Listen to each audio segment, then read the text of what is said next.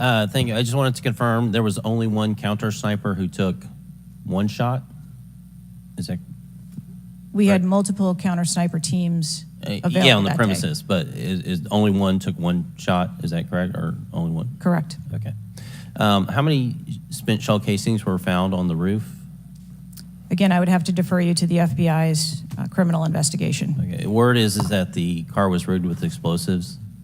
Again, sir, I'd have to defer you To to the the FBI. FBI's investigation. Okay. You're not curious about. You don't communicate with them? No. Okay. CNN reported that the Secret Service did not sweep the building. The shooter was used to shoot President Trump and other attendees. Is that true or false? So we are conducting a mission insurance investigation and will depend on the information that we obtain from our investigations. Okay. The Secret Service knew there was a suspicious person anywhere from 8 minutes before President walked on stage to 30 to 60 minutes. We have different reports. Was President Trump or his team notified of the threat? I think there's a difference and a distinction between suspicious person. and threat. Yeah. So we are going back and looking at communications to know when the information about a suspicious person was passed to Secret Service personnel. Okay, but was President Trump or his team notified? Again, we are going back and looking to make sure that we have the exact information of when those notifications were made and who those notifications were made to. Okay. I think it's troubling for a lot of us that the number one question everyone in America is wondering is why was the roof left open? And after 9 days, we should at least maybe have a little bit of that information. And when you come to this committee hearing and you don't have anything to say about that, it's very, very troubling. Did you review the security plan for this event? I personally do not review security plans for events that take place across the country. Any of them? We have a number of events that Who's take the place. top level official who reviews the security plans? There's a number of people that review security plans. Who's as they ultimately unfold. responsible for signing off on a security plan? It's a conjunction of personnel. There are people on the ground, there are supervisors on the detail, there are people at headquarters. So there's not one person who says, okay, this is good, it's copacetic, we're going for it? I think much in the way that we build our security plans, where they are No multi-layered. doubt there's teams working different aspects of it, but ultimately, isn't there an individual who signs off on the plan? Much like how we design our security plans, they're multi-layered, there are multiple layers. So there's of no people. accountability. There is accountability, sir.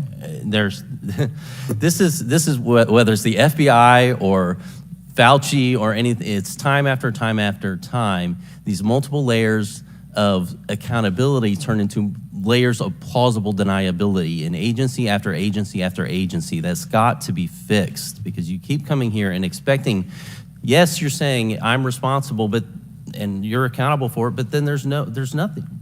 What do you mean by that? I mean, you're saying you're going to keep your job, right? I assure you, sir, that if we determine through the course of our investigation that someone or people need to be held accountable, we will do so. What level of, if President Biden, God forbid, had been shot and killed, would you think that was worthy of resignation?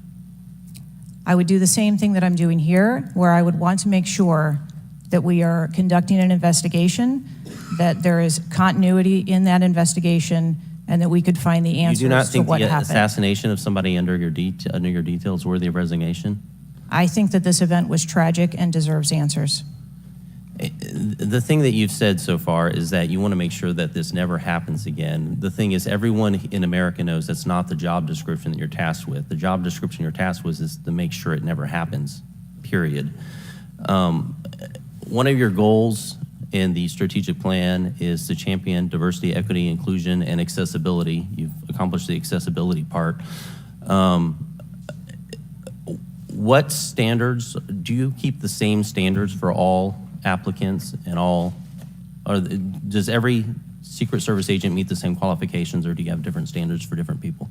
Yes, sir. Everyone who moves through the application process has to meet the same standards to become a special agent. Okay.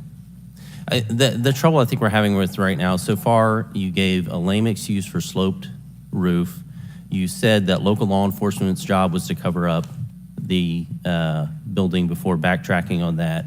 We were told that President Trump's team did not ask for security before you backtracked on that. You haven't provided the audio recording that this committee, the chairman, requested that it was due Thursday. You didn't give us an advance copy of your opening statement, but yet there was reporting on it somewhere else.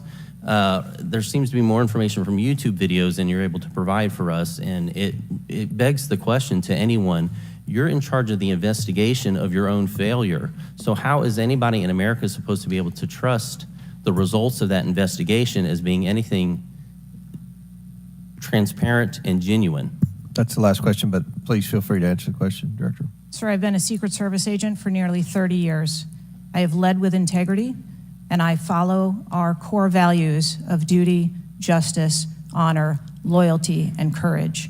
And I am doing that in this case, and I assure this committee that I will provide answers when we have a full and complete report, in addition to cooperating with all of the other investigations that are ongoing.